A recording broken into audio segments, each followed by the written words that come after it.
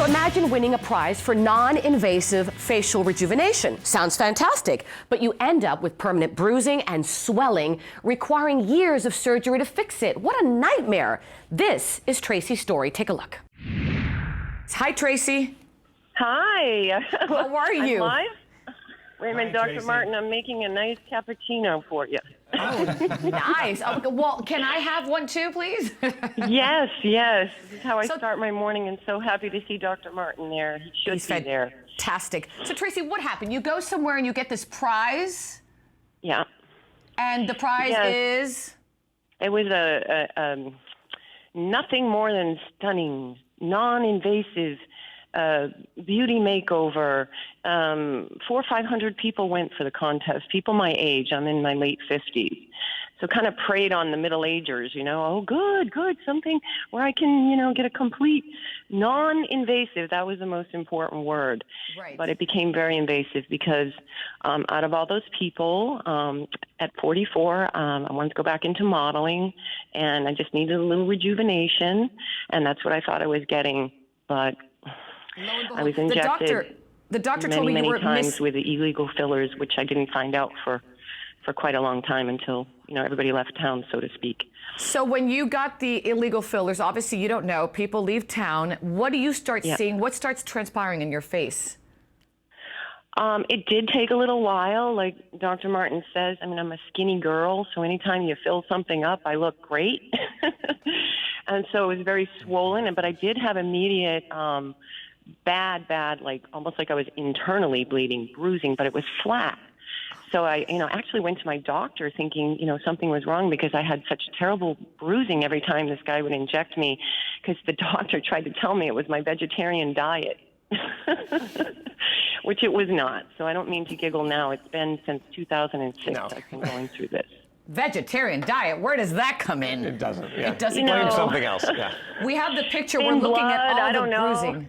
We're looking at all your bruising. This is how you obviously approached Dr. Martin. Dr. Martin, when you saw her, obviously you went, whoa. Right. Tracy had already had some things done before she even came to me. And so we sort of, she'd been seen down at Bascom Palmer and some other places. So we were kind of picking up, working with them to try to figure out, okay, what can we do next? Because, they had taken out some of the filler, but there was still some in there. So we needed to try to go in and get out more. But as I said, every time you do that, then sometimes it'll pull the lid down, you get some scarring. So you're constantly working to try to make this look better. Tracy, I have to ask you, I know the doctor was able to help you, thank goodness, and he told me you're looking fantastic, thank goodness. I know you were also Miss Maine at one point in your life. 1985, okay, Miss Maine USA, but yes, I'm talking to the little new one it's coming on in a few days, and the little new Miss Maine is like, she thinks I'm just amazing. She's like, what do I do? Give me some pointers. I said, stay away from fillers. Oh, that's a great advice. I'm going to look you up to see what you looked like way back when. But here's my question. When you saw all that happening, how devastated were you?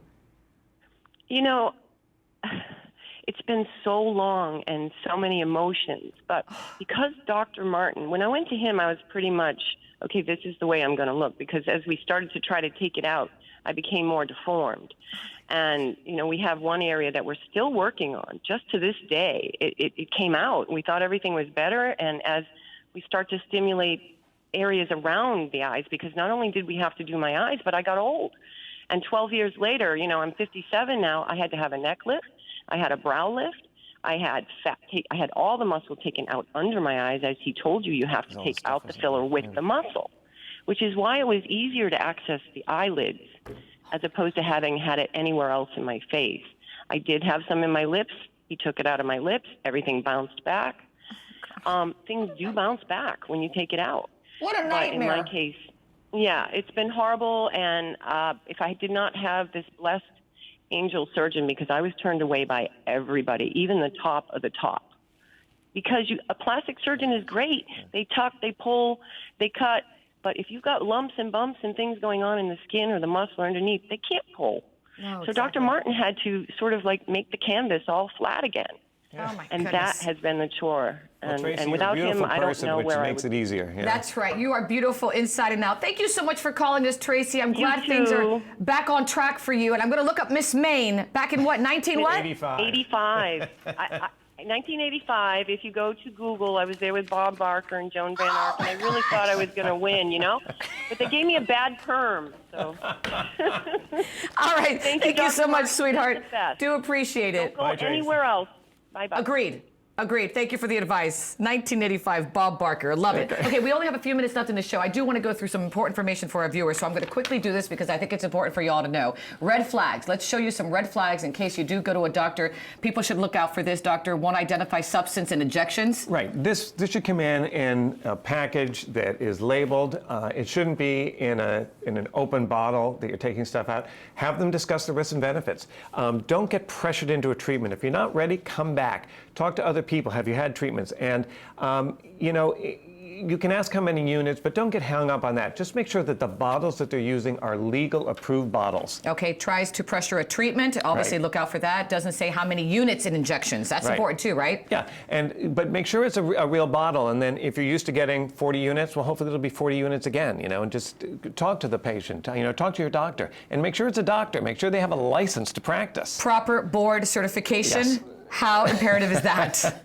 Well, in Florida, I was telling you that was funny. Go ahead, tell our viewers. You know, in meetings, I give a lot of talks, and everyone says that Miami is the Wild West of medicine because so many crazy things are done here. It's the best Wild West of medicine. I know. So you need to make sure that you're going to a licensed doctor. Try to find a board-certified doctor in the field where you're doing the work. If it's in plastic surgery, a plastic surgeon, oculofacial plastic surgeon, or a facial plastic surgeon, or dermatologist. We're all the specialists in doing these sort of injections. If you go to a med spa, you know, make sure that they're using legal products, and you know, but I would say find a doctor.